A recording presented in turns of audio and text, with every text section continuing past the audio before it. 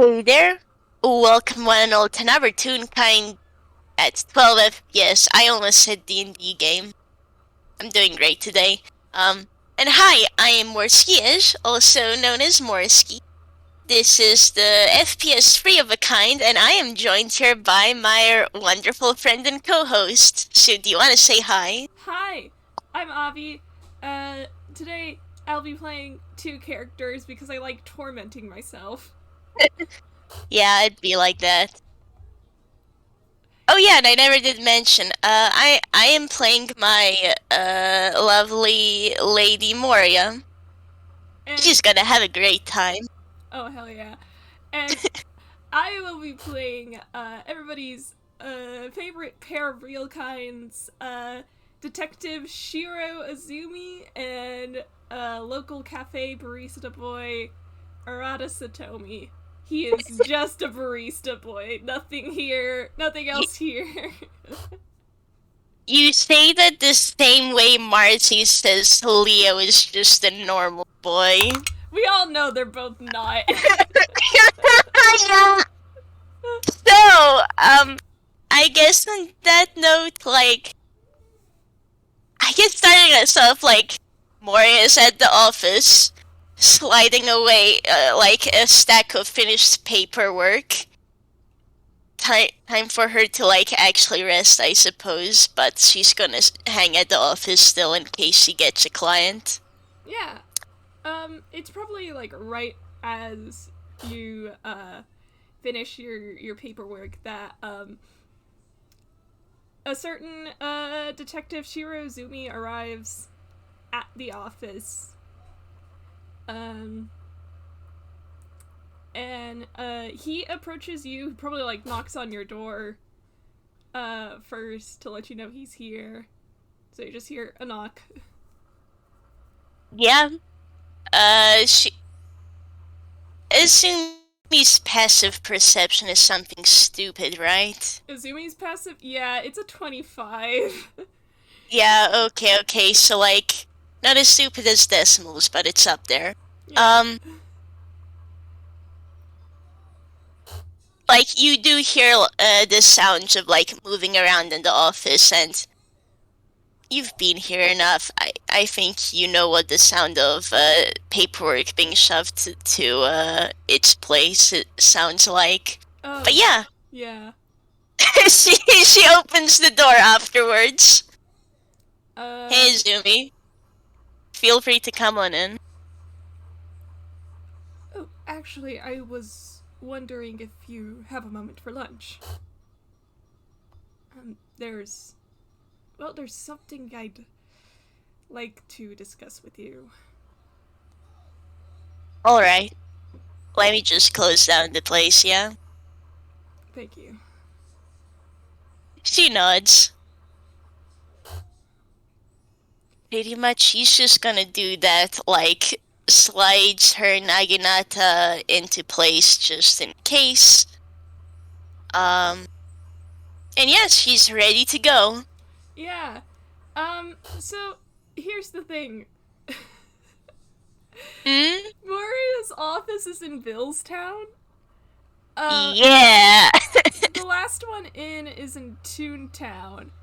Um, and I imagine they're taking the teleportation circle, yeah? yeah. Of course.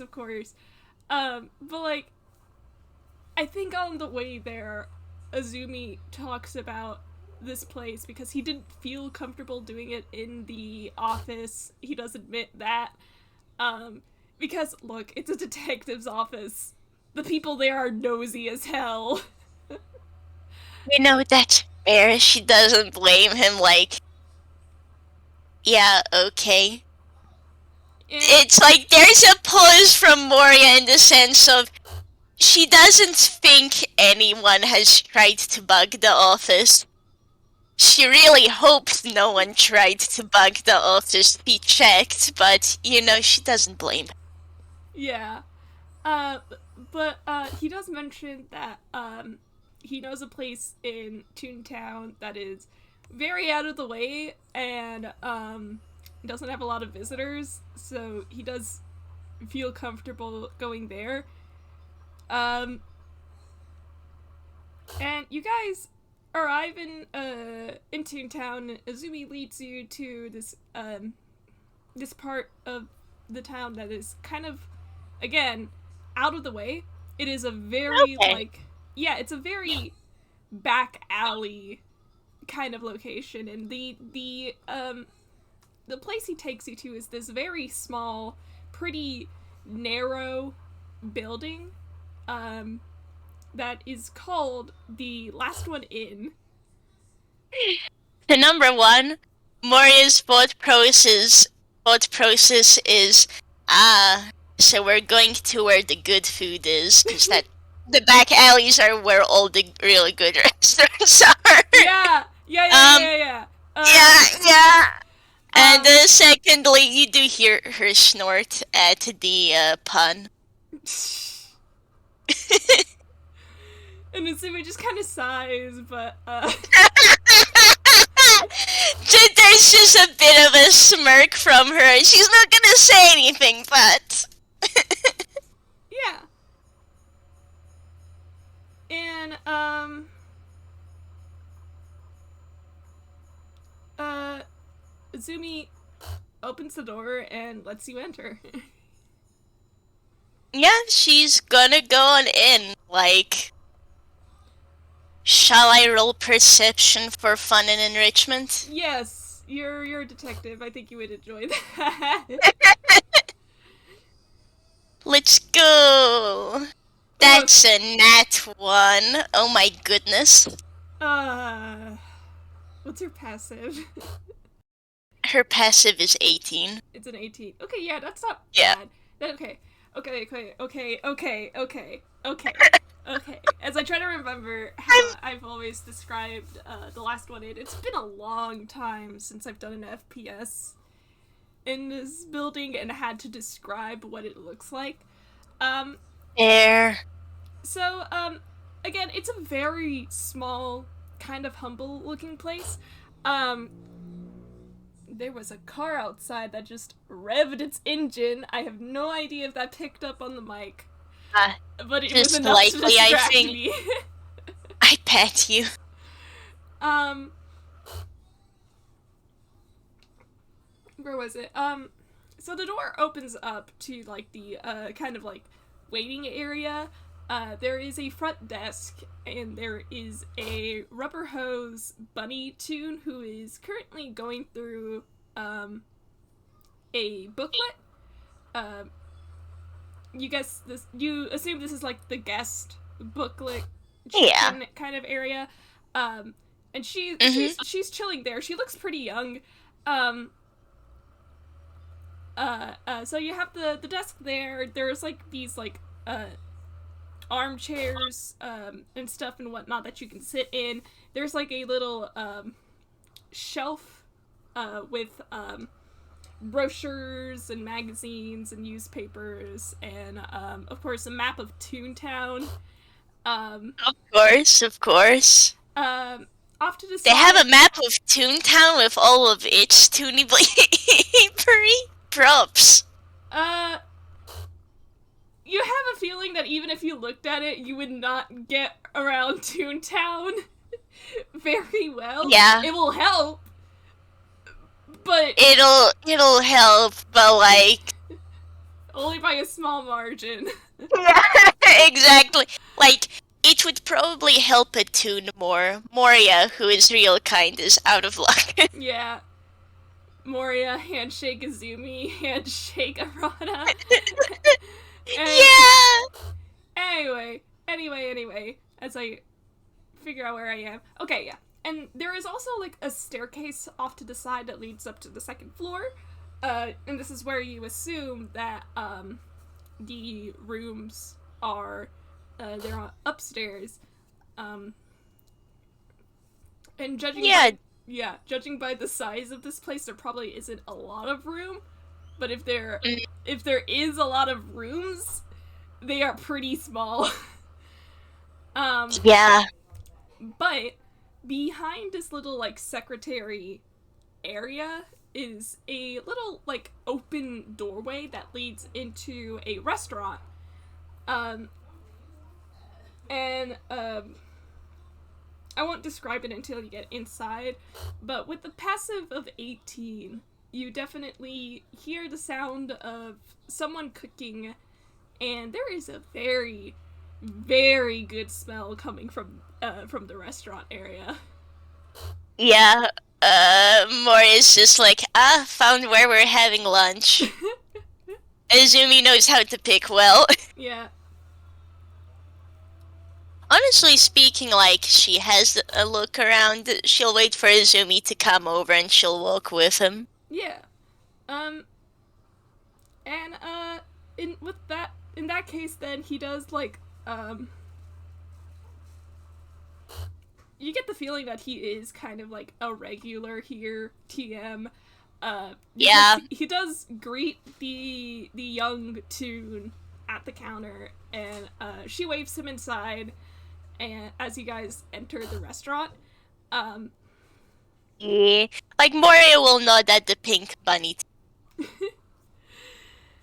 she's very young. She looks like a teenager. She also looks like she has social anxiety. That is so fair of her. Like, props to her for managing the, like, secretary desk anyways. Like, yeah. Moria won't fault her if she's, like, shy or anything. Yeah. But you guys enter the restaurant area, and right away you can tell that this place is mostly empty.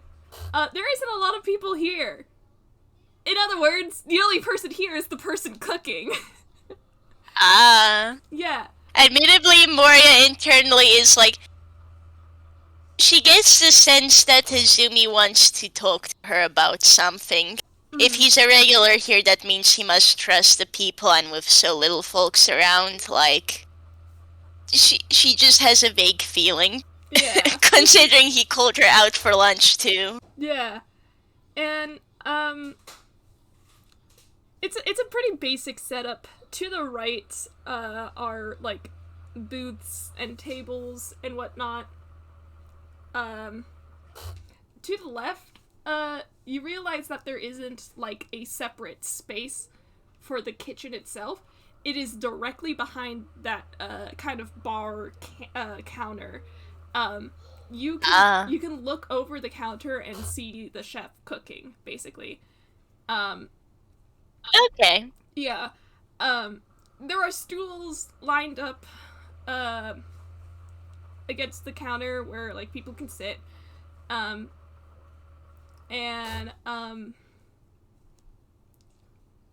there is a cat lounging on top of the counter, like loafed and asleep. Aww. You get you get the feeling.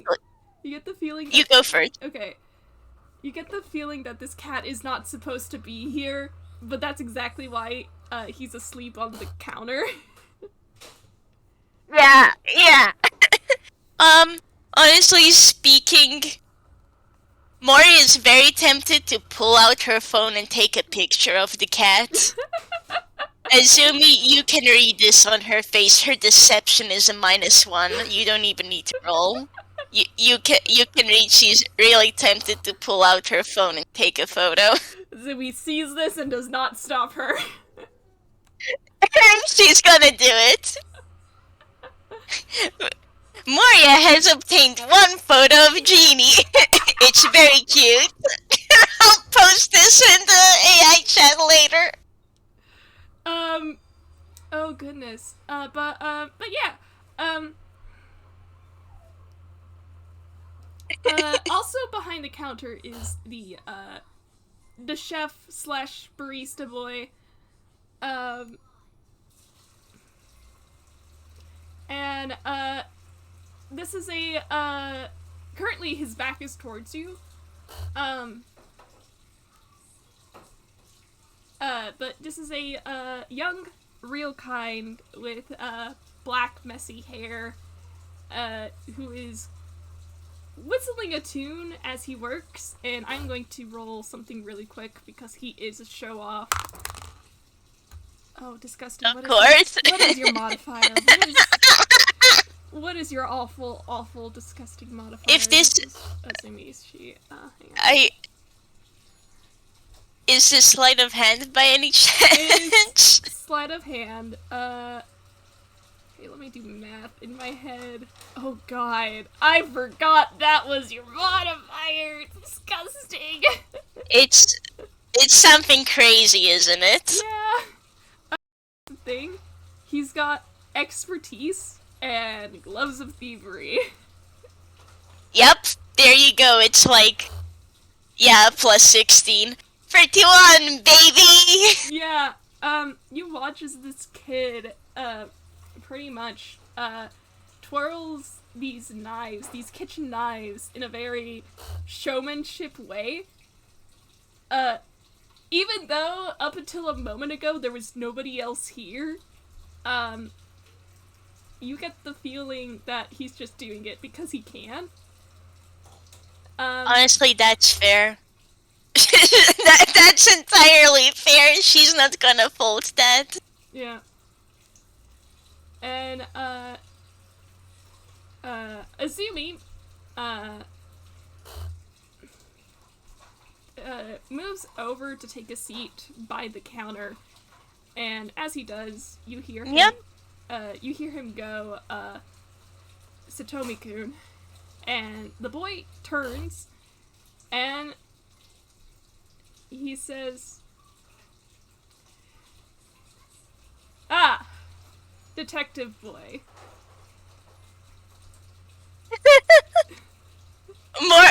Moria watches this, there is a beat, and she waves and says, "Hey, friend of Azumi's?" And, this young man blinks and looks up to you, and he says, "Oh shit, you brought someone with you, god damn it." Yeah, that does get Moria laughing a bit.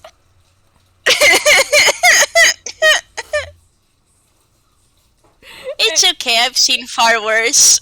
And she goes to sit down by Azumi. Believe me, I've done a lot more embarrassing things in front of this kid right here. Don't call me kid, I'm older than you. Kid. What can I get for you? Well, what were you making? It sounds well, it smells very good. Oh, I'm making curry. Yeah, you Moria's eye light up that she likes spicy food. She'll have a plate of curry then. Alright. And he's gonna turn and, he's gonna start serving, a plate for both you and Azumi, and as he does as this happens, Azumi kind of, straightens, and he says, "Detective Moria, this is, Arata Satomi. He is an acquaintance of mine. We knew each other back in Okashima." As I clear my throat. Ugh! You good? I'm good. We're good. Arata, Satomi-kun, this is Detective Moria. She is a, detective in Villestown. And Arata looks over his shoulder, and he goes, "Oh, this is your boss!" Yeah, you could say that. It's nice to finally meet you. Azumi's spoken a lot about his friend. And Arata kind of blinks and lights up a little bit. Because he knows Azumi. Azumi would never call him a friend. He would never admit that out loud. Azumi would never admit it, which is why Moria is saying it, and also because she can tease Azumi as a treat. Yeah, you see Azumi kind of just sigh a little, and um um blah blah blah.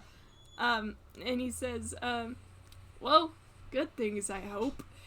Um, and he sets the plate down in front of the both of you. He sets plates down in front of both of you, and he says, "Do you want anything to drink? I got coffee, tea, water."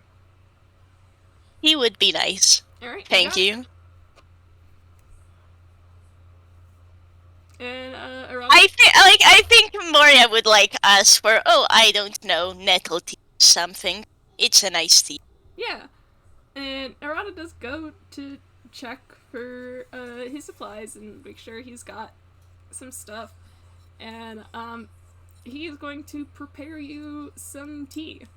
Um, but as the kettle is on the stove and whatnot, he turns to work on some coffee because he already knows what Azumi would want to drink.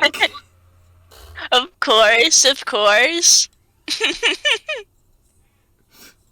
um, it doesn't take a you're a detective.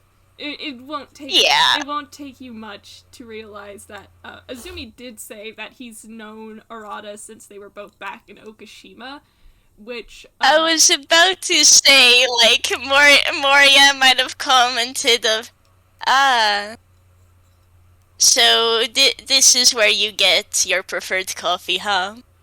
Because she remembers him mentioning that there is a he has had better coffee. Mm-hmm. And Azumi sighs and admits, nobody else makes it the same way that Satomi does. And Arata looks over his shoulder and he says, "You should come by the place I used to work at in Okashima. Boss over there makes it way better than I do." I'll have to try it someday then. And Arata smiles and nods. So he sets Azumi's coffee down in front of him, and then he turns to finish making Moria's tea. And as he works, he says, "I hope you don't mind the cat, by the way. He's not really supposed to be down here, but he is anyway." No, it's fine. I mean, cats are like that. He's very cute. And Arata looks to make sure that GD is asleep. And he just says, "Yeah, he is really cute." Nod of nod of cat lover solidarity. And as Azumi is taking a sip from his coffee, he does kind of hold back a smirk.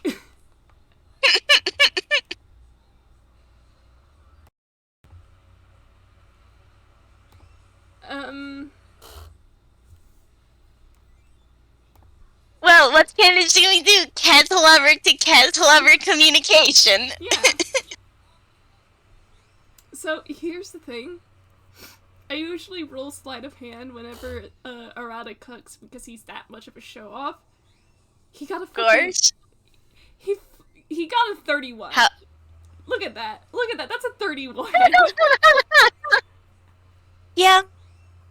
Yeah. I think your lad is cooking for the next little bit. Yeah. The joys of discussing the fires. Oh, absolutely. Rogues, man.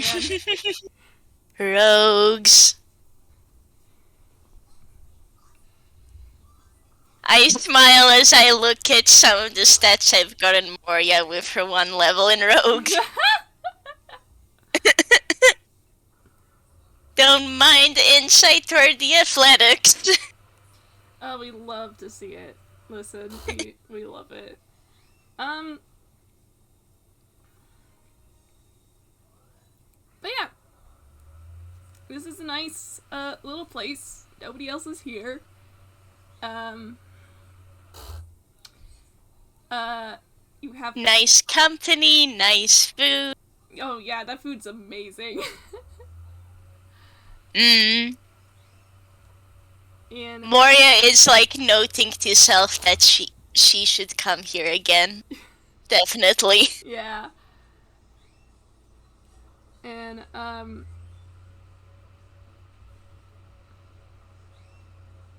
gosh, I mean, Like, Moria has the feeling that Azumi wants to talk about something, yeah, but also, like, he has not brought that up, so, like, she's not gonna bring that up either. For now, she's just enjoying the. So.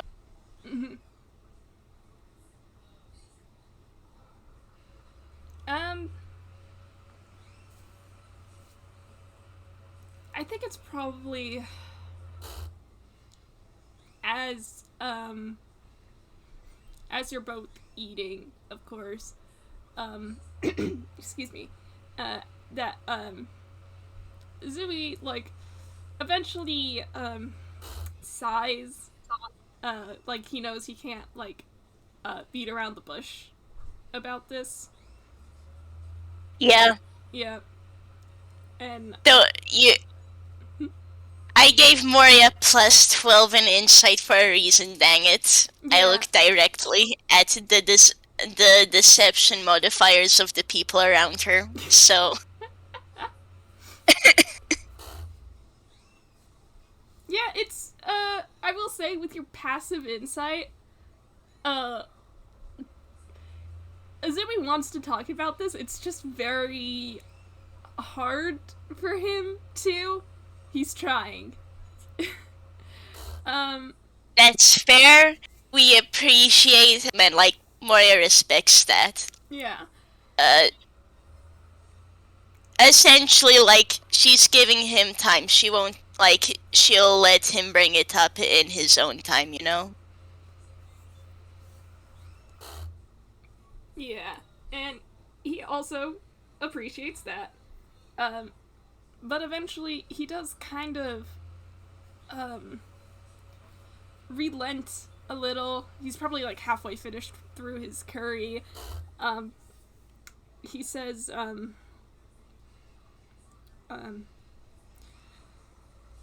I wanted to speak with you because I am planning on heading back to Yeddo soon. I see. There's kind of a pause. Moria contemplates, and is this a temporary move to Yeddo, or do you think you'll be staying there? I. And he hesitates again. But then he says, I don't know how long I'll be staying there. Moria nods, and, what's the situation, if I may ask? I will say, as this conversation is going, um, you see Arata kind of like he's probably like cleaning up some dishes or something. You do see him look over in your guys' direction. Um, as he and you get the impression that he knows exactly what this is about, but he's not interjecting yet. Um, AKA, this is definitely somebody Azumi trusts to an extent. Yeah. um, She figures he trusts him to, like, a great extent, because, like, So Azumi's Azumi. He's called Arata an acquaintance, but has he really called anyone else an acquaintance? So, like,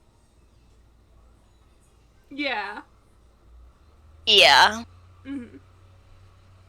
And it's that same thing of Azumi wouldn't have brought them here and started talking about this if he trusted people around, so Yeah. And they're definitely close. yeah. There's no denying the fact that Azumi and Arata are close, even if Azumi won't admit that out loud. Well, And yeah, but like Azumi will admit his feeling. Well, Azumi will keep all his feelings here, and then one day he'll die. So like, pretty much. Um, she, so like, she knows how it is. um, Sometimes actions speak more than words. yeah.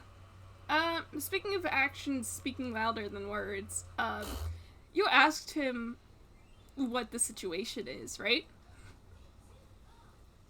Yeah. Alright. And you see Azumi kind of.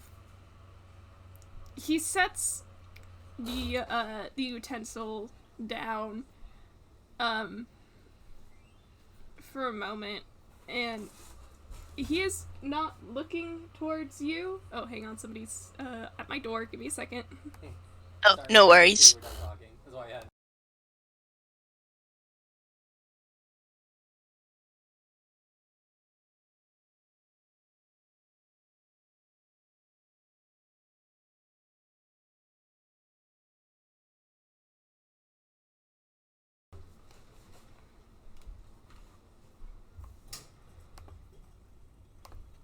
Hi, I'm back. Back. Alright. Yeah, Azumi sets his utensil down, and he is not looking towards you. He he says, "I am planning to turn myself in for a crime I committed a few years ago." Okay.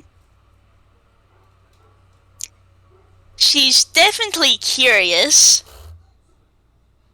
but like, you can tell she's curious. She's not asking yet, though. Yeah. You can tell that like she's not judging at this point either. Yeah. And I think there is a little bit of relief at that. It doesn't change the fact that Zumi's kinda Frozen? not frozen, I guess uncomfortable talking about this. Um, Considering he said he's going to turn himself in, and this kind of uncomfort, it was something big. yeah. Just like, just from that. Mm-hmm.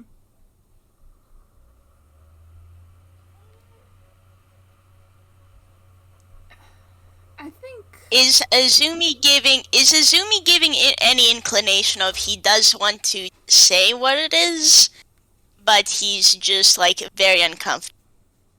Um, let me see. How you doing, buddy? Oh, that was low for you. That's not beating Moria's passive. No, it is not. Um,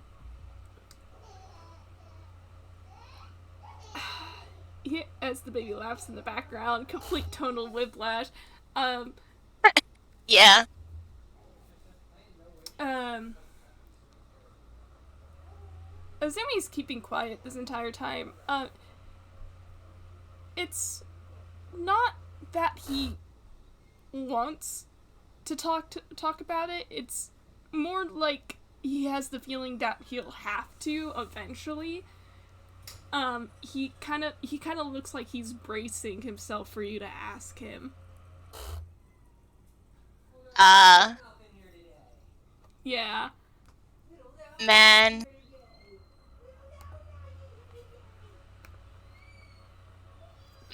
Mori's kind of, I guess Mori's a little conflicted.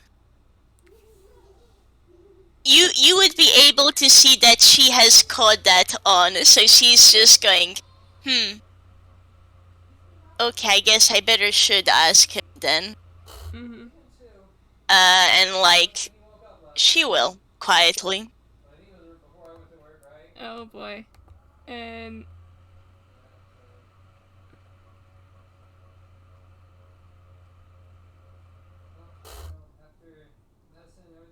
um, how do I describe this?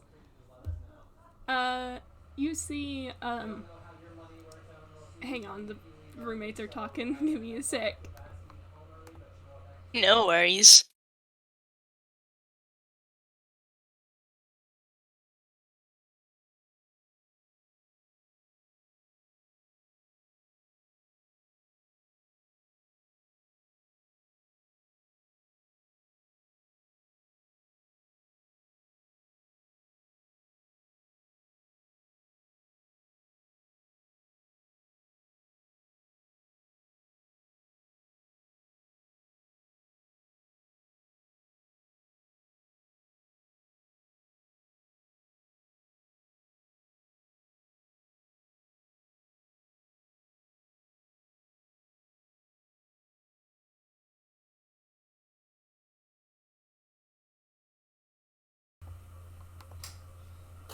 Okay, I think we're good.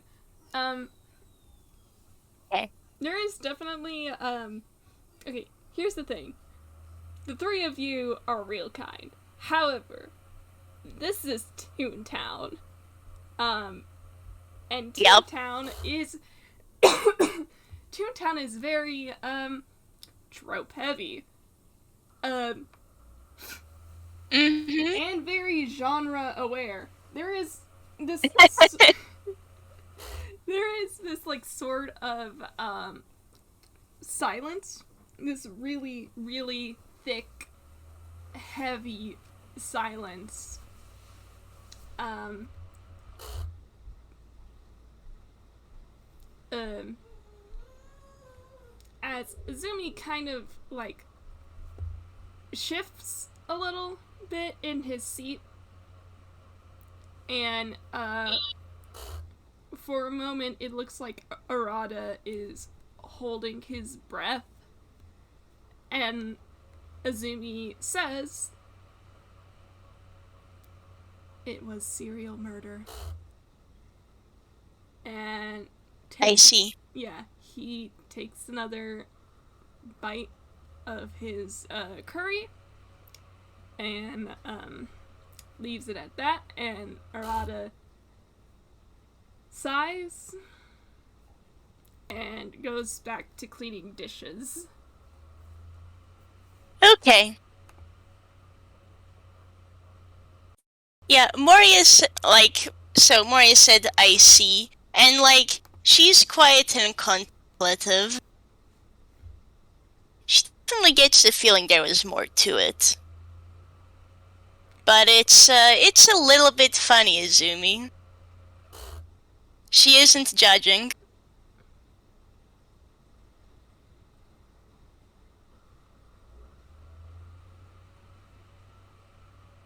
Yeah, there's probably another Uh, bit of silence before he kind of like looks at you.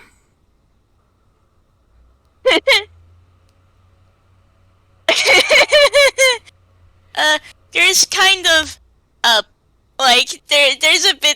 there's a bit more of a pause as Moria has another bite of her food and is like, is there anything you need me to do? Or is there anything you need me to do?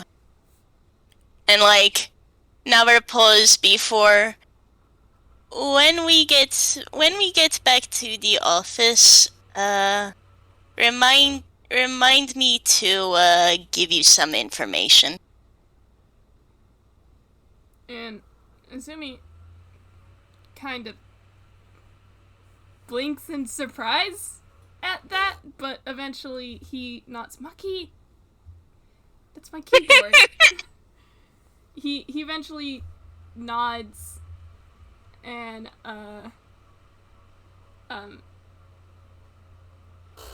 kind of sags a little, and he says, well, he's not the one who says it, because Arata is still there. And he says, there's a very personal case that Azumi's been looking into. Okay. What are the details?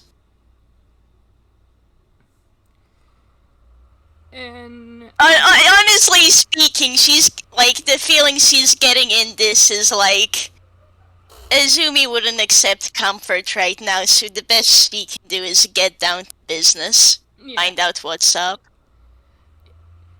yeah, he's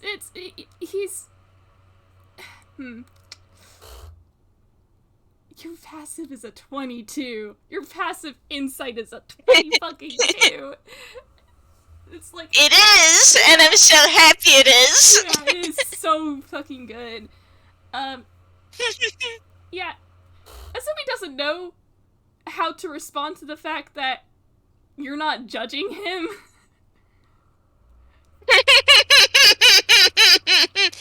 You'll figure that out when she gives you that information later, Izumi. Yeah. On that note, Izumi, do you want to roll me? Let's go with an intelligence check. Intelligence. Okay, here we go. Woo, that was pretty good. What was your intelligence mod? No, that's Arata. Probably pretty high, because, yeah. That's a 30-20. Yeah. Okay, Moria said remind me to give you some information later. You, like, you get the sense that actually she's going to tell you something about herself. Because she isn't... Maybe it's about a case or something, you don't know that part, but she isn't willing to talk about it in front of Arata. Mm-hmm. She just doesn't know Arata well enough. Yeah, no, that's fair. But she seems willing to tell you, so... Yeah. I mean, he still kind of is processing things. Yeah, that's fair. considering everything and probably the holy bleep, why aren't you judging me? Yeah. Azumi's got complicated feelings. Anyway, That's fair. um, That's fair. but you can't tell that in the small amount of time that you spent directly in front of him, Arata can tell that Azumi trusts you. Aw. Namely because he just fucking told you what he's going to turn himself in for. Yeah. And so like Arata, seeing the fact that Azumi is quiet right now, will in fact take the lead for him. And he says, Okay.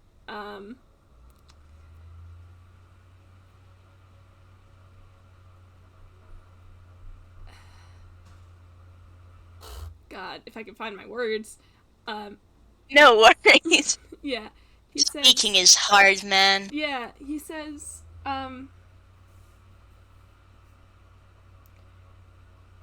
there was this death that happened a few years ago. Um, a very personal death.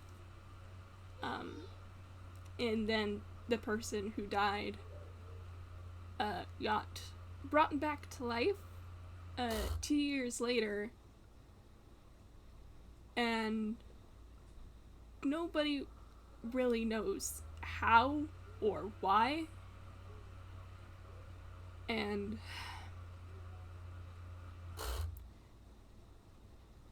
well, Azumi's been trying to answer those questions, and he can't really do that while he's in jail. The If I may ask, who, like, Moria has a few foots. You can see her reaction of, huh, yeah, that is odd. Mm-hmm. But she'll then ask, like, okay, what, if I may ask, who is the person then, who died and got revived, and what information do we have? Is there any sort of lead on why it may have happened? And Azumi sighs, and he speaks up again, and he says, "It was me."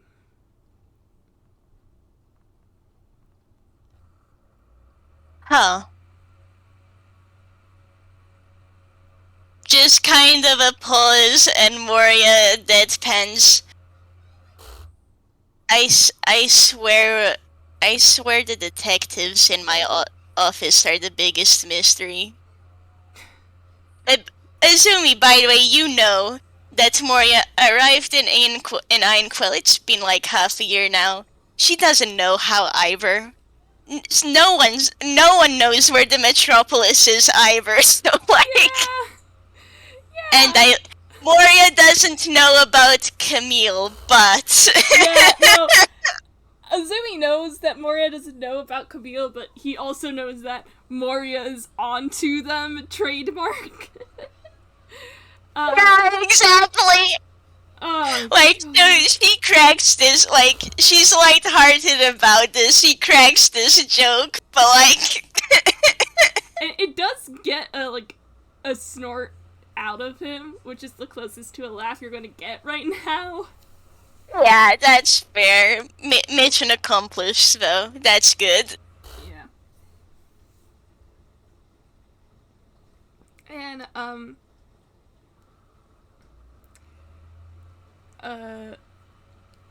but Azumi says,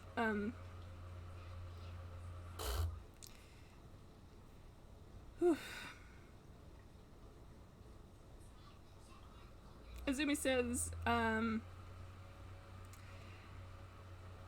as for the details, well, he kind of rubs a hand against his face, and he says, there, I was shot through the heart and died on a cruise ship outside of Yeddo. The ship sank, and for all intents and purposes, I should not be alive right now because my body would have been irrecoverable. But I'm here now. There is admittedly not a lot to go on.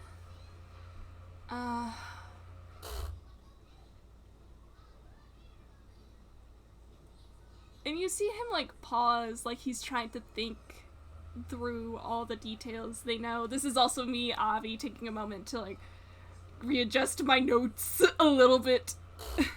Entirely fair. Yeah, Moria is, like, just Huh. Yeah. And it's also just like, yeah, okay, that removes some of the more basic Yeah. revival spells. She's Yeah. like, honestly, her main theory at the moment is like, well, she's had some time to read up on the spells around Einquil, so she's like, did a really powerful cleric do Yeah. this on a request?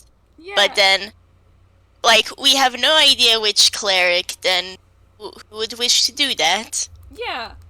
Um, let me. How about you roll Arcana?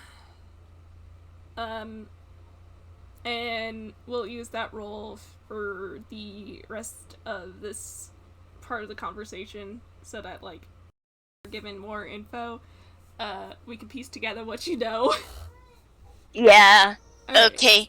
Dice, please be kind to me. Okay, no, that's. Honestly. No, I would say you have, like, a basic idea of the, like, more, um, basic revival spells. Um, Yeah. for example, stuff like Spare the Dying, um, really only works, mechanically speaking, if a person is rolling death saves.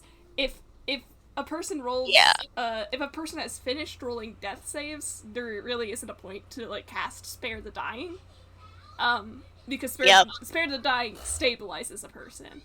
Um, Mhm. um, Yeah, it's like there's Spare the Dying, there's Revivify, yeah, the lower end. yeah. Revivify. Well, here's the thing. Azumi said that he died 2 years before he ended up in Einquell. Revivify only works within the minute of a person dying. Yeah, and the other thing with that too, so like a little bit of information I remember, for I forgot what the name was for the cleric version, but there's a druid spell called Reincarnation, which requires a body part of the person who died, Yeah, and they turn up a different race, and there's the cleric version, which is, I think, a bit higher leveled. I forgot the name, but you need the whole body for that. yeah. I think you might be thinking of Resurrection. Probably Resurrection, yeah. Yeah, And that most spells do not work when the body has been dead for 2 years. yeah, You need something very high leveled. yeah. Resurrection is high enough leveled that, in theory, a person who's been dead for 2 years can come back to life. Let me double check with Resurrection. I know I pulled it up earlier. Where is it? There. Uh, Here it is. It takes an hour. Um, has been dead for no more than a century. So, like, yeah. Okay. And also, the soul has to be free and willing. Um, Yeah. but here's the thing. You would still need the body. Yeah, and like with that, the body was supposedly unrecoverable. Yeah. Like, this is rather grim, but like, it would have been in the sea for a while. Yeah. And considering the effects of the sea and the wildlife, it seems very unlikely that the body would be intact. Yeah. I mean, even then, resurrection should be able to. Yeah, the spell closes all mortal wounds and restores any missing body parts. But even then, Okay. it has a penalty. Um. Yeah. Mm-hmm. And I assume Azumi would have said, like, yeah, he woke up fairly fine. He wasn't extremely weak when he first woke Yeah. up, right? Yeah. No. Azumi woke up and he was pretty much. It was. I think the words he uses is that it felt like waking up from a dream. Yeah. Um,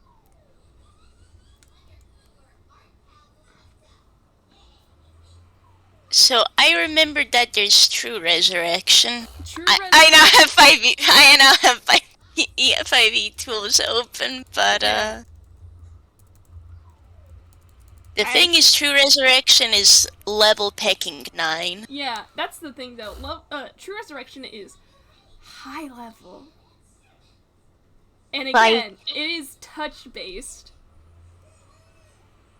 And yeah, and here's another thing about all these spells, Revivify, um, Resurrection, and True Resurrection. They're all expensive as hell.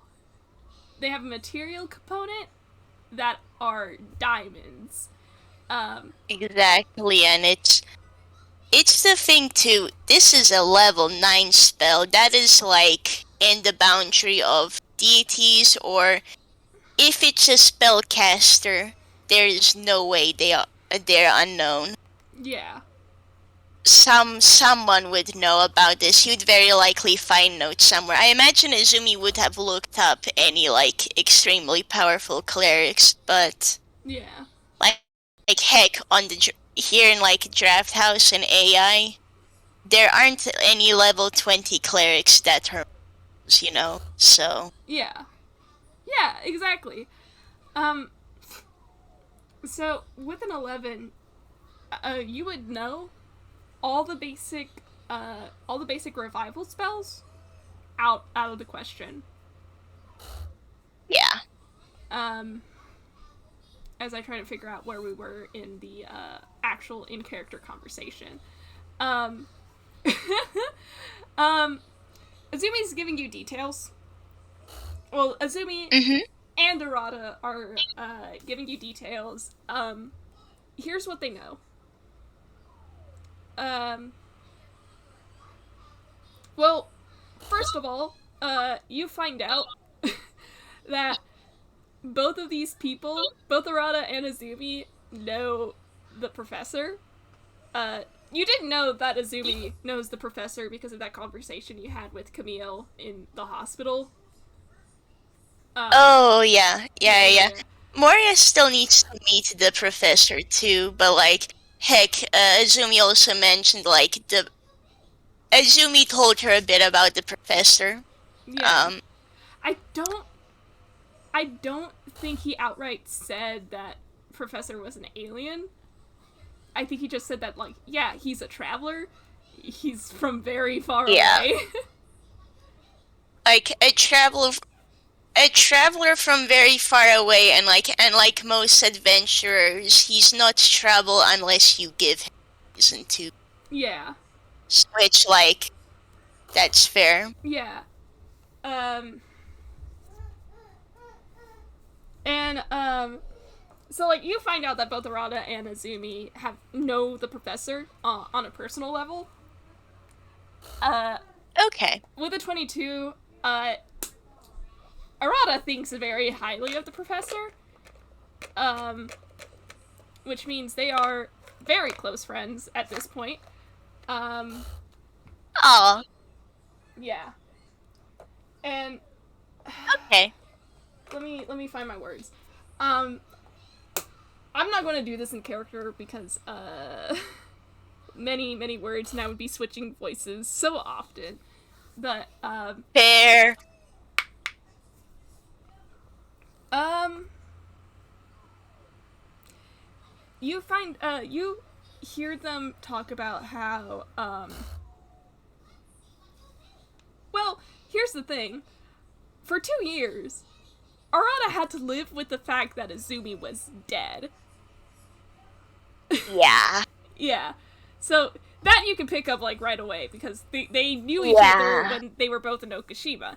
Um uh And like and Moria knew that Azumi was trying to find and contact try to find the Phantom Thieves, but like she the can spirit assume rogues, then yeah. yeah, the Spirit Rogues. apologies.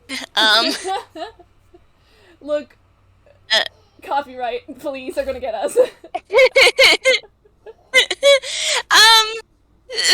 Beast, I don't know. I only know the spirit rogues. Anyways, like Moria knows Azumi was looking for the spirit rogues, and she would have gotten the sense that he's trying to find anyone that he liked before, and that is pretty much confirmed with finding out that, yeah, Azumi woke up from being dead for 2 years. Yeah. Um. So, for 2 years, Arata had to live with the fact that Azumi was dead, and then uh, the professor knew both Arata and Azumi, and that's how Arata found out that Azumi was still alive, or was brought back to life. Mm-hmm. Oh boy. Yeah, there was this whole conversation that Arata, Azumi, Professor, and I guess this is how you find out that Sammy is Arata's brother. Because oh wait, I think she found out before. She found out before. Yeah. With the Camille and Sammy FPS, but yeah. She was like, she's just, oh, Sammy was at that conversation too, huh? All right. Yeah. So, yeah, this is all interconnected. Don't worry about it. It's cool. It's great. So, like you can tell on Moria's face, she's like, I should see about meeting the professor sometime. Close the circle. Close the loop. Yes. It would be really fun. You know what? I think Arata sees this. Arata sees this, and he goes, you know what? I could hook you up sometime. I don't know if he'll listen to me, but I can try and see if you could beat the professor. Because this is ridiculous. Yeah. Yeah, sure, I really appreciate this, thank you. It certainly clear a few things up.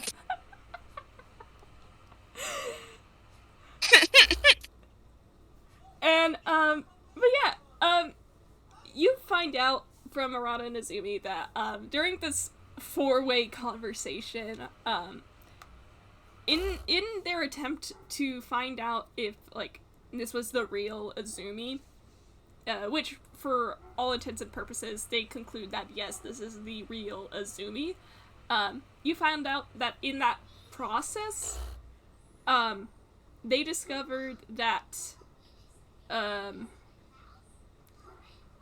well, the professor cast Identify, I think it was, which is a spell that, like, identifies, like, magical effects.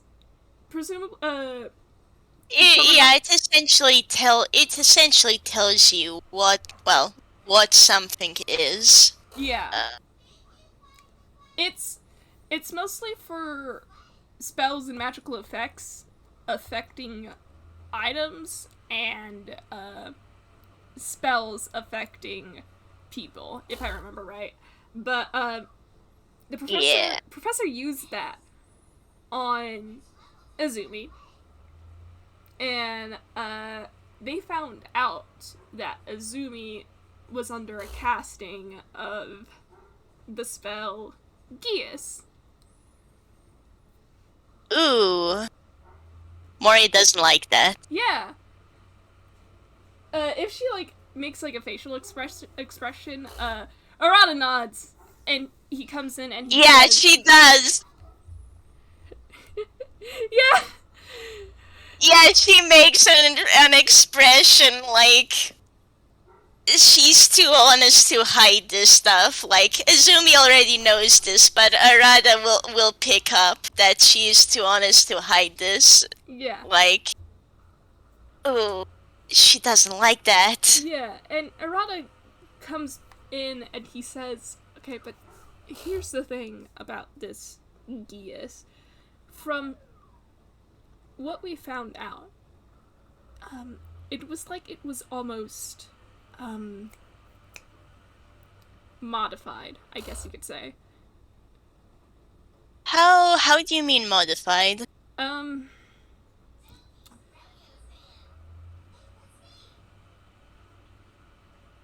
what the part in Geas that like if they try to go against the suggestion, they'll get hurt.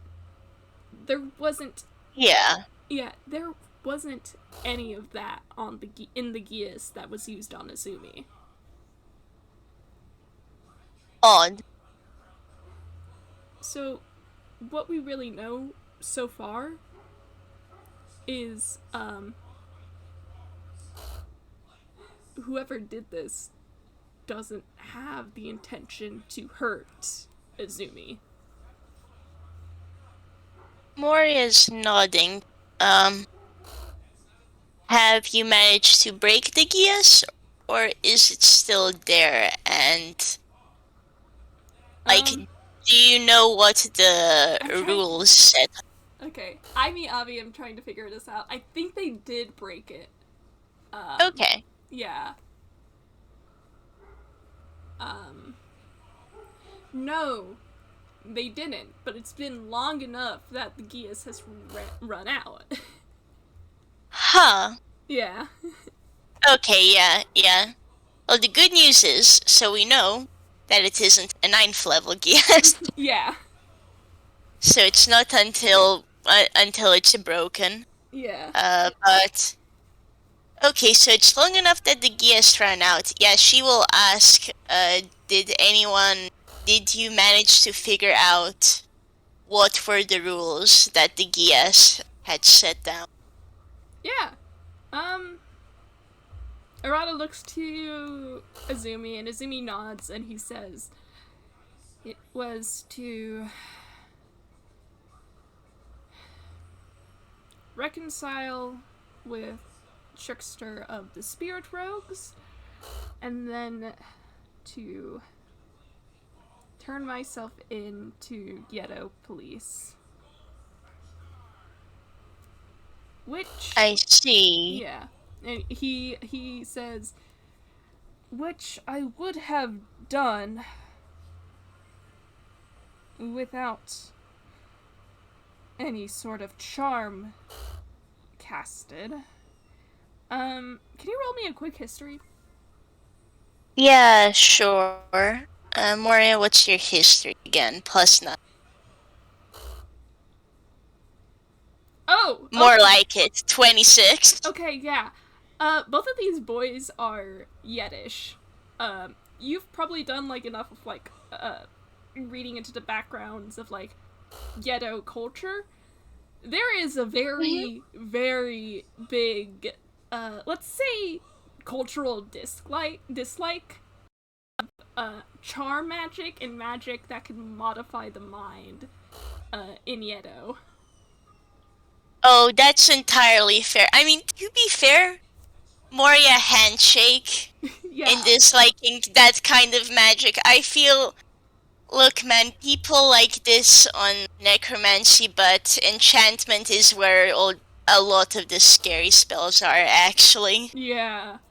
Um, Yeah. like, I look at a like, lot of the enchantments, and I'm like, yikes. Anyway.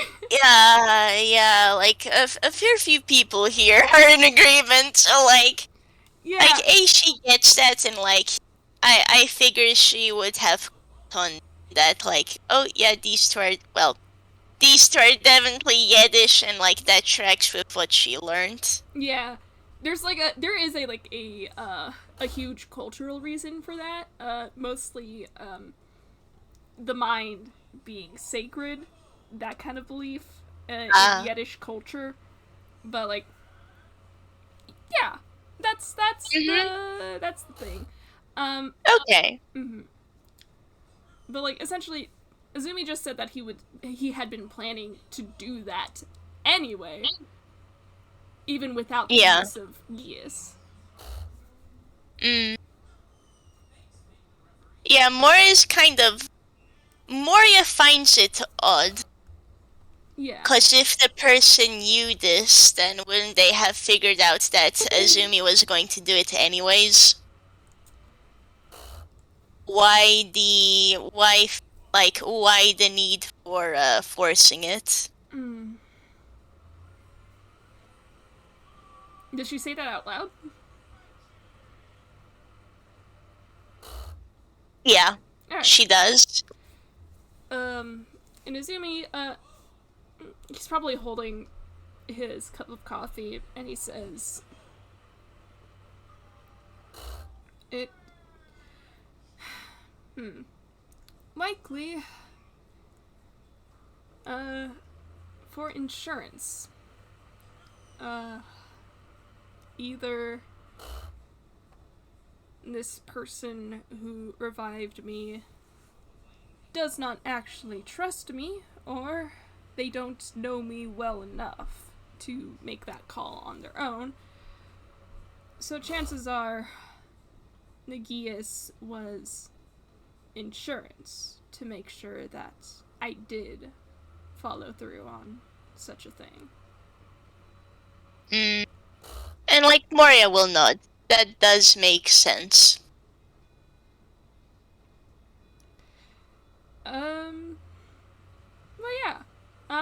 Oh, yeah. About another thing about that identify, they were not able to. Mm? They were not able to determine what revival spell was used on him, and like that checks out with the very little that you know about revival spells. Yeah, Um, like Moria's kind of pausing and thinking, and it's just, well, what if it wasn't a revival spell then? I am not mo I am not the most well versed on all the spells that exist, but in theory, what if it was something that meddled with reality, so to say? and you see both of these boys kind of like look up at you. They did not consider this at all. And you see Uh, Azumi kind of like leans forward as he thinks about this, and he says, that would still take a lot of. I mean, does it require a lot of power? Yes, but we know at least the person has Gias, which requires an amount of strength anyways. indeed. If it was, say, chronergy, that would be. We would be able to.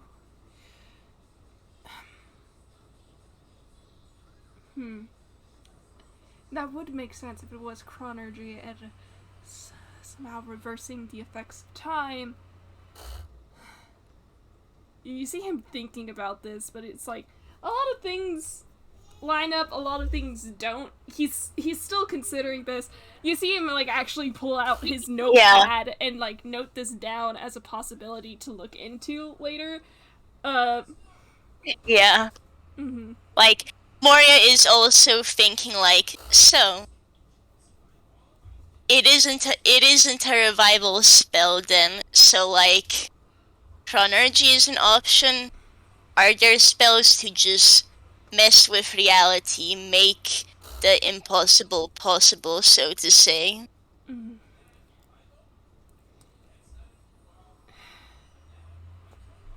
I mean, and you see Arata kind of like shrug, and he says, I mean, most spells like that are going to be pretty powerful anyway, so like we're still in the same ballpark. Our scope is just a little bit bigger now. Yeah. With this kind of power too, that's not really something that he wants to be well known either. Mm-hmm. So that increases the likelihood of whoever that did it, they're pretty well hidden, or at least not talking about the skill they have. And both of the boys nod. Um, there is a bit more that they're going to tell you. Um, and there was, in fact, a. I'm not sure if side effect would be the best term. There was something that happened when. When they had cast Identify on Azumi. Yeah?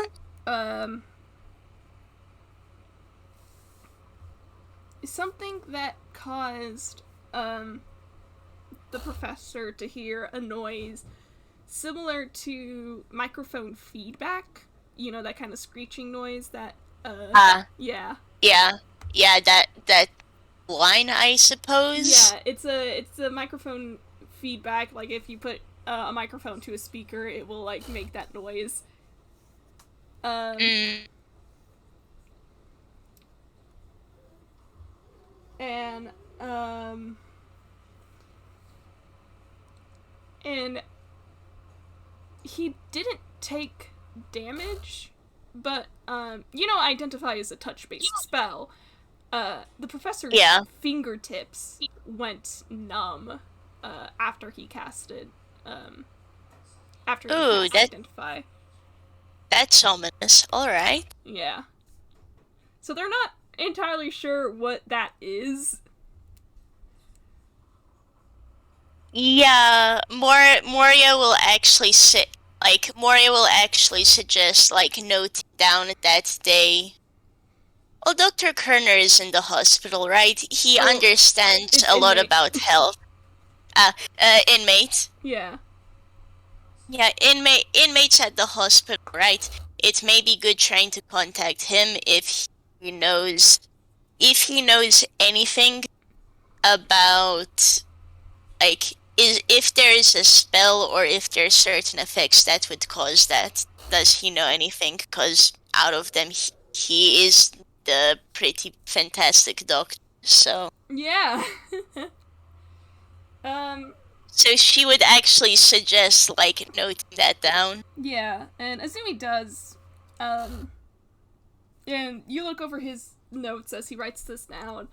One of the ideas that he had written down was that this might have been an unintentional signature from whoever brought him back to life. Yeah. Moria's also wondering, like, so say theoretically, if this was messing with reality a bit, trying to identify that might be like the cause of said backlash.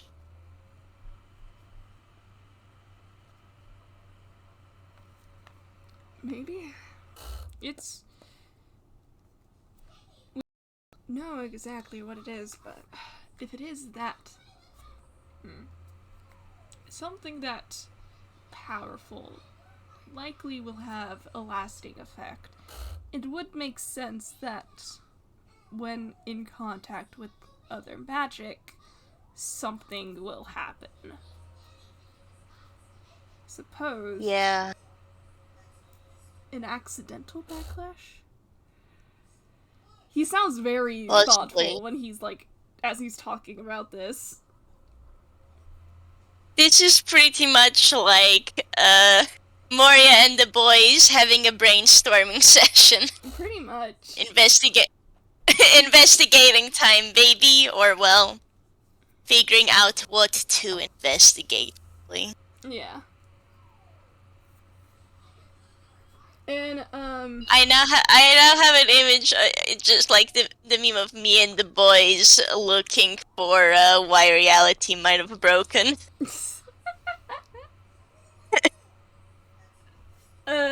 Whoops. Accidentally got Sebastian here. It's cool.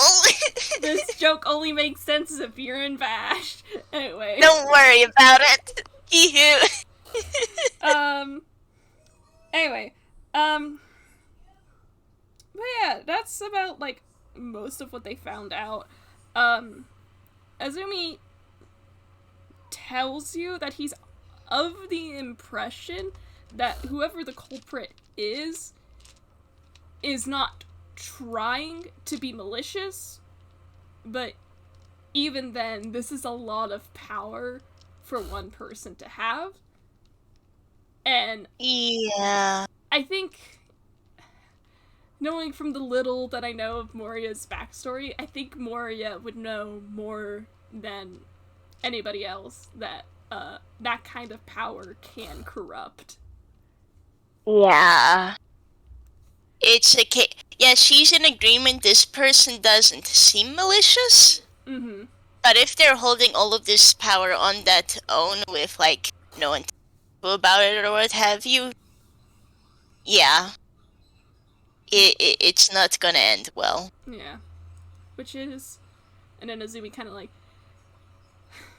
Azumi kind of sets his notepad down and closes it, and he says, which is why I am trying to solve this case, so to speak, find the culprit, and get answers.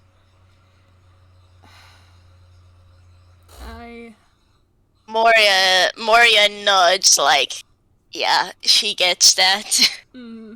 Yeah. And Azumi says, I have already asked the help of very few others. Camille will be, helping us look into the case, as well as Detective Tome. Okay. Yeah. Even then, I am not entirely certain what will be found.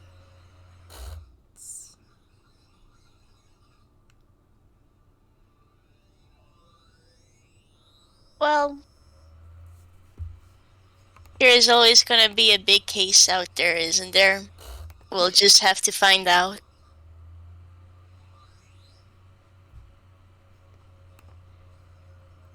And Azumi kind of nods, and he's goes back to finishing the rest of his. And Arata kind of leans over. He has a stool on his side so that he could sit and like lean and be in the conversation as well. And he says, Yeah. yeah, he says, well, I mean, we're going back to Yeddo soon because of this. Chances are, we might find a lead somewhere in Yeddo. Hopefully in Okushima. Hopefully it's local. If you want, you could come with us and help us on the case. Yeah, sure. Yeah? Things have finally gotten a little more peaceful, and it's not like I'm the only detective in Villa's town. Like a bit of a grin as she says that. Yeah, I'd be happy to come along. Awesome. I mean, in that case, I'm trying to figure out how to get everyone there, all together, because it's probably going to be a pretty big group. I mean, we already have a lot of people already. Like Moria will hum, and it's just like, how many people do you have by now? Like, I can help chipping in with money. Are you sure? I mean, like, I don't mind, because, like, I was actually about to offer, if you needed financial help, and, he's kind of stammering a bit. Aww. There's like a pat on the shoulder, and at this, I am at least financially secure enough to buy my own ticket. I should be able to spare enough to buy another too. And Arata kind of sighs, and he accepts that. um, uh, Bro, it's also, like, Mori's the 49-year-old here. yeah. She can help out the kids. God, I love her so much. Um, I'm glad. uh, shoot, where was I? Um, Um, I think, um, yes. Arata says, I mean, so far, we have, Camille, Tome. I'm pretty sure Professor's coming with us. Sammy's definitely coming. Um, okay. I think, uh, Leo? Yeah, because I know Leo's definitely not leaving Camille alone. Moria nods and, like, that brief moment of Azumi kind of sensing Moria. One of these days I should really just catch the boys in a quiet day and ask what's up with that. Probably better before the trip. Everything's fine! Moria's just like, I've been nice and waited, but he knows I'm aware he hasn't come up yet. I can ask directly. We'll see what happens. Yeah.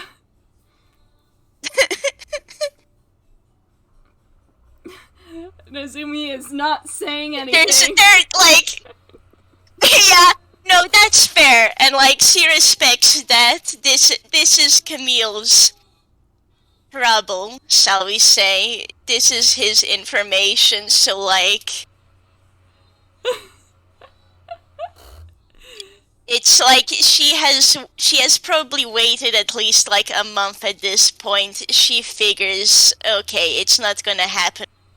Camille's not gonna step up on his own. She should probably ask. He'd rather she find out, like, beforehand.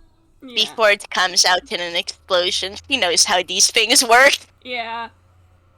And, yeah, Azumi's not saying anything on that end. Yeah, that's fair. That's fair. I imagine this is something he was aware of for a little while. Yeah, he's probably gonna, like, I can see it now. Probably after this FPS, Yeah. he's gonna find Camille and he's just gonna grab him and he goes, Moria is on to you. You better do something. It's like you managed to get to, like, this isn't quite the ends of Moria's patience, but like you're kind of starting to step a line. Yeah. Yeah. I love Azumi. By the way, I hope you're aware. Yeah. I just shake a funny, stinky bastard man at everyone, and everybody goes, love that, actually. Yes, he's great. I love all the detectives in Moria's office. I love them so much. We love the detectives at the office, even the people who aren't detectives. Yeah, exactly. It's okay, they're honorary detectives. Yeah. Anywho. Yeah, and then, like, Azarad is listing, like, those are the people he knows for certain are coming, at least for the initial trip, and he says, I kind of, like, I'm trying to figure out a way to get everybody to go all together at once, but, chances are someone that I know is going to hear something and want to come with, so that's why, and he kind of pauses, and he's just like, okay, I happen to know somebody in Okushima who is. He sighs and he says, she is the richest person in Yeddo, and knowing her, she would be nice enough to help people pay for their ticket to Okushima. So, like, if people come afterwards, that's probably going to be what happens. Moria, Moria nods and is like, all right. Just you kind of see the thought flit through her mind. This really is a small world, huh? I don't know how else Like, to say that this just happens to Arata. Arata just has a yeah, habit of no. meeting people. She gets that. She respects him. It's like with Camille or herself even. Somehow she has met a whole bunch of people. Yeah. She did not this did not happen this much back home in the metropolis. Yeah.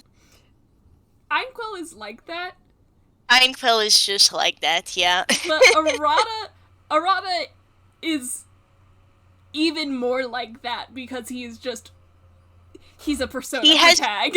yeah, he has the protagonist syndrome. So like Moria wouldn't know to name it, but she's just like, you just have that kind of luck. Yeah, good luck. Yeah. Arata has that look. I mean, another example, he also knows the professor. Yeah. Exactly. To be fair, Arata also now knows Moria, who Yeah. is, I think she might be one of the like what would be the word? Candle has told me that like at this point there's actually a little statue of Moria in like the clock tower where they keep awards and stuff. So like Yeah. she's one of the more renowned detectives in Yeah. Villas Town, despite the fact that she tries not to think about that. Yeah. She, at the very least, she is very well known in UPA's part of Einquell. Yeah. And Arata just has a habit of meeting a certain kind of people. Yeah. Yeah, no, that's absolutely fair. Just like, okay, cool. That's very kind of your friend. Yeah. And he just kind of shrugs and says, yeah, that's pretty much the situation as it stands. Okay. I suppose then let me know when you think we'll be going. How long do you think the trip will be? Just as like a vague estimate for what kind of trip I should prepare for. He kind of pauses and thinks, and he like rocks back and forth on his heels, and he says, I mean, I'm gonna be staying for a week to 2 weeks because my family is there. Mm-hmm. And I also want to have enough time to not only hang out with them, but also help out with the investigation. But pretty much you're free to like stick around for as long or as little as you want. Okay. I'll keep that in mind then, thank you. Yeah. I will note on Moria's end too, like, so she's definitely sticking around for the investigation. Mm-hmm. She kind of also just wants to stick around too for Azumi while these proceedings are going on. Mm-hmm. Not gonna lie. Yeah.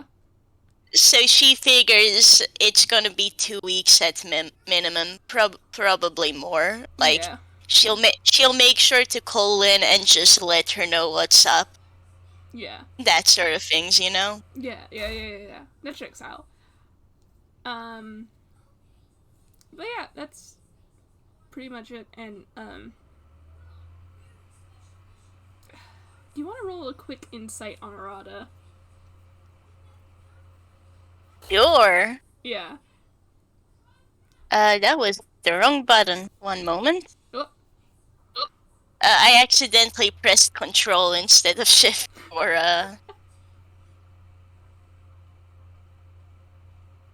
Wow, dice have been really mean to me today. Yeah.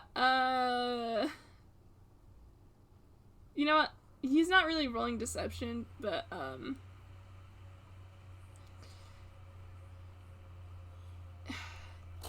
you know, we'll go with this. Um, you know the kind of person Azumi is. He's not. Yeah. He's not a very emotional or openly emotional person. Again, he tucks his emotions right here, and then one day he'll die. Yeah. Yeah. But there is a certain kind of way that Arata is kind of looking at you, and he's not going to say it in front of Azumi for like obvious reasons. But it looks like he's really thankful that you're here. Oh. Yeah. So first of all, I, the player, am holding very softly. Secondly, like, you'll get a bit of a smile, and, Arata, you'll get the sense from Moria that, like, she respects you. She thinks you're a decent person. Aww. She's glad Azumi has a good friend and, like, someone who's genuinely decent. So, I gently pat these two boys. You will love them. yes, sir, right away, sir. You say that like that wasn't already the case for me.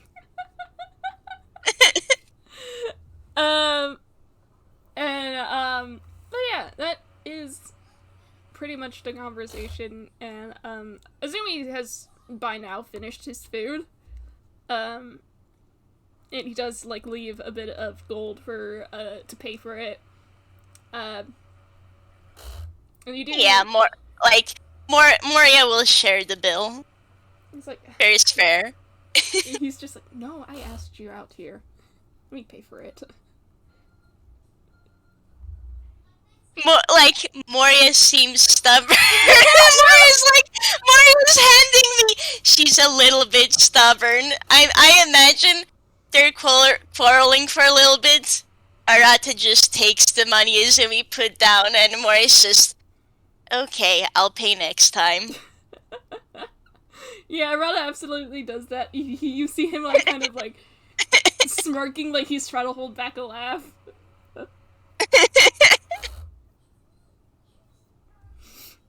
I have two thoughts. There's the funny little thing we discussed in DMs about Arata's card deck. Yeah. And I think, like, so there's information Moria will give Azumi. I figured, and that's best for, like, at the end of the FPS. Yeah. Yeah. We have talked about, like, the kind of, arcana Moria is. And, Yeah. Arata's had this ability for, like, over 2 years. I think by now it would be 4. So he knows how to hide it when when he notices it. You are the very first person of the world arcana that he has met. And that alone is impressive. I casually finger guns, and it's like, yeah, how is Arata just kind of doing mentally with the fact that he's met the first world arcana person in his life? Well, and that it's picking Kazumi's boss. That was a whiz save. thank goodness for Clash Star Advantage. He he's handling it pretty well. Internally, he's like, holy shit. Cool. Cool. For context for people who don't know Persona, the world is typically not a confidant you unlock during the main game. It is a very, very, very end game thing. Think like a final boss battle Yeah. kind of end game thing. Yeah. It is.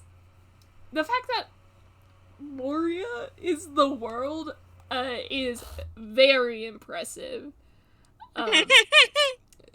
So Arata's just gonna sit here with that information and no way to tell anybody. Yeah, can he tell like Anastasia or what is her Anastasia is her name. what yeah. is Miss okay, cool. Like, can he at least tell Anastasia and like go, Igor, holy peck?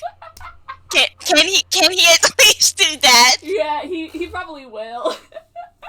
Cool. Just like, so I met. It's like, That's cool. Shiro, holy fuck. That's great.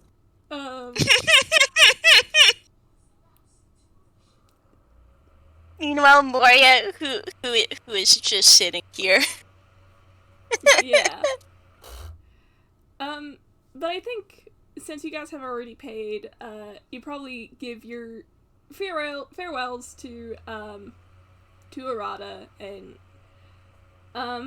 you make your way back to Villestown. Yeah.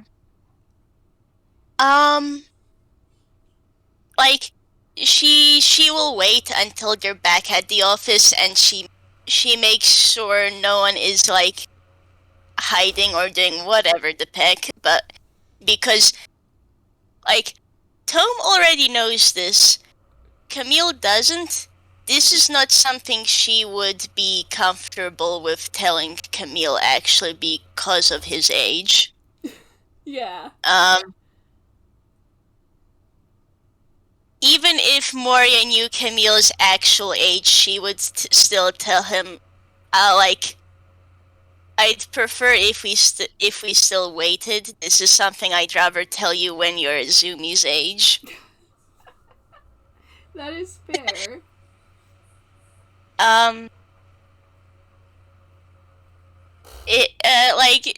She calls Azumi over, and you can like see her thinking like, okay, how do I break this?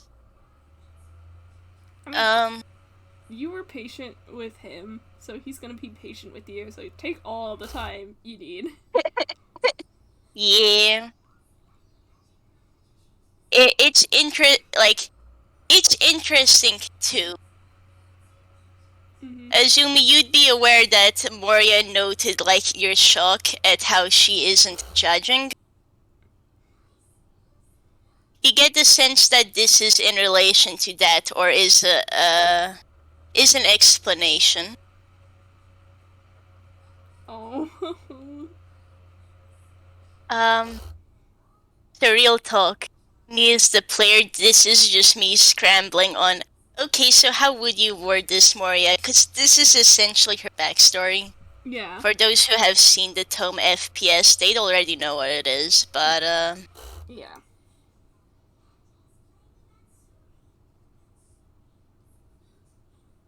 I imagine they're both sitting down, like, Azumi, you have had another coffee shoved at you. Give this man more caffeine, I guess. It can be decaf.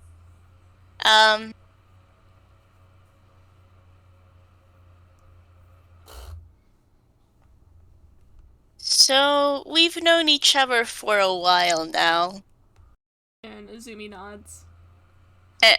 And I will ask that you don't speak about this openly, but I do know how it's like to be in a situation where you killed a lot. Azumi kind of pauses as he looks up at you.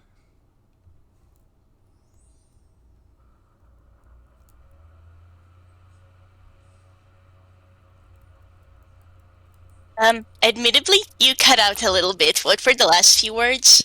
He says he looks up at you.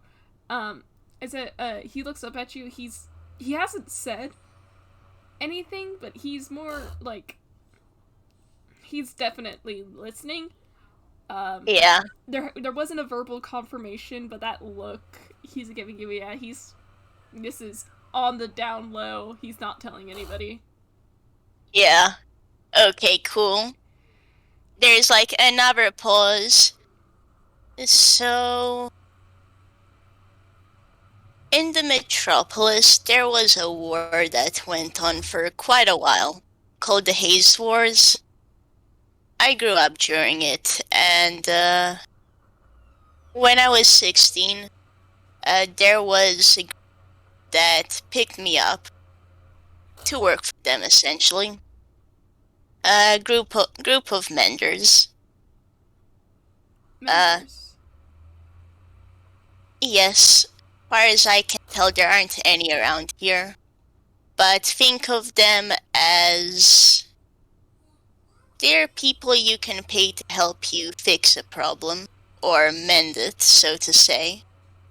That can be anything from bodyguard duty to, say, bringing a cat out of a tree, or assassination, or just fighting in a war. And Azumi nods slowly as he's taking this information in. Yeah.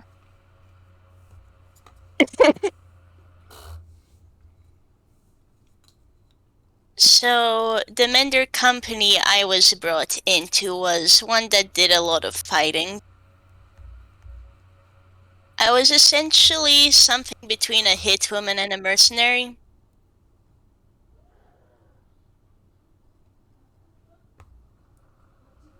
Oh.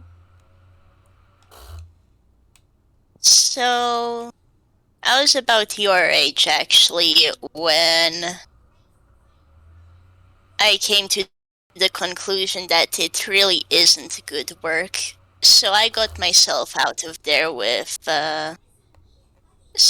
with a few people. That's about the time I decided to get into detective work. Seemed like a better way to give back.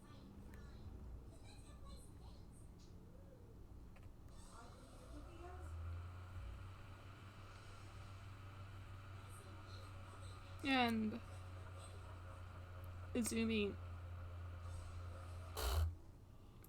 Azumi takes a sip of his coffee. The decaf you gave him. He's definitely taking a moment to like, you know, let this information set in. I will say he's not judging you either. Um, Yep. yeah, and he says, I think what he says when he finally like speaks up again is something along the lines of, "Well, there was a war going on. It would make sense that you would do what you can to survive." Yeah. And that's the death, though.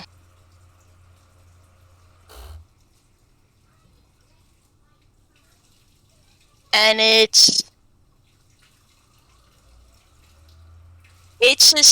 essentially Moria is saying that she gets it. and that if you need someone on your side, she's there.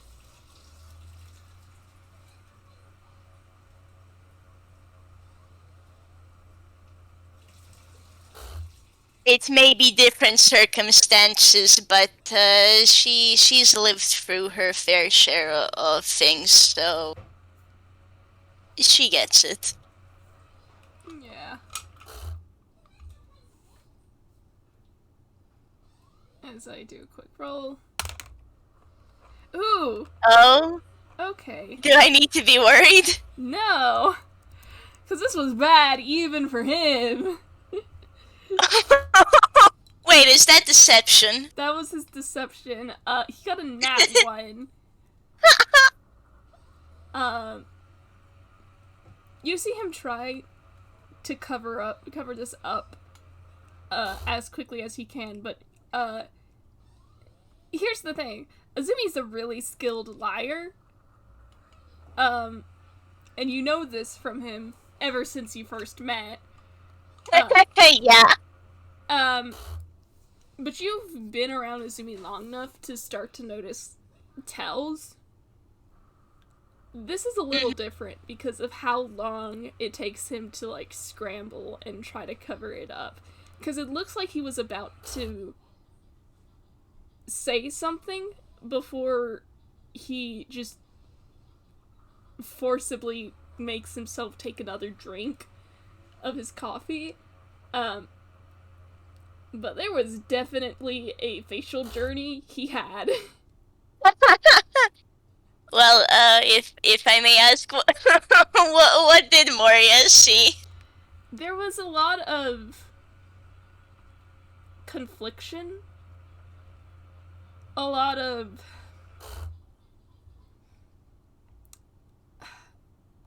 I forgot the specific word, but it's like, yeah, he can relate to you, basically. Mm-hmm.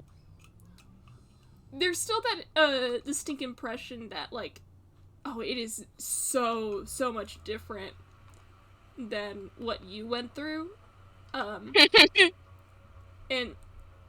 Azumi's trying to, like, essentially, there was a lot that Azumi went through that he thinks is very different from the kind of stuff you did. Because he did say he was a serial murderer. Because of the fact that he was able to relate, you get the impression that it was contracted.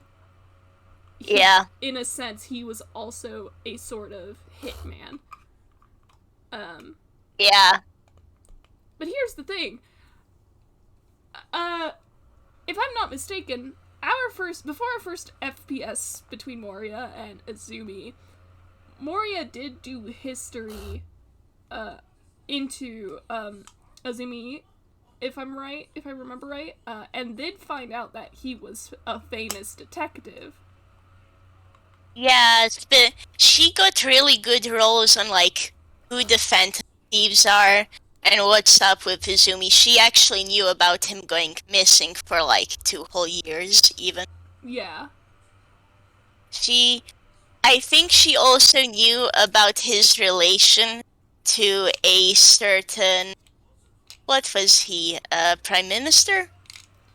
Yeah. Though she hasn't asked about that yet, admittedly, because I forgot, but also Azumi hasn't brought it up. It seems very awkward.